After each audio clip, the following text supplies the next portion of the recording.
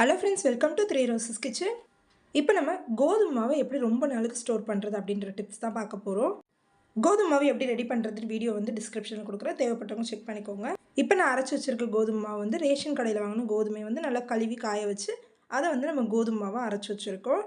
பாருங்கள், அந்த மாவு வந்து எவ்வளோ சூப்பராக நல்லா வெள்ளை வெள்ளைன்னு கடையில் வாங்குகிற கோதுமை மாவு மாதிரியே இருக்குது. இதே நம்ம கடையில் வாங்குகிற கோதுமாவும் இதுவும் வச்சு பாருங்கள், இது ரெண்டுமே பார்க்குறதுக்கு ஒரே மாதிரி தான் இருக்கும். அதே மாதிரி பூரி சப்பாத்திலாம் இதில் ரொம்ப சாஃப்டாக இருக்கும். அதே மாதிரி பூரிலாம் நல்லா புசு புசுன்னு வரும். ட்ரை பண்ணி பாருங்கள்.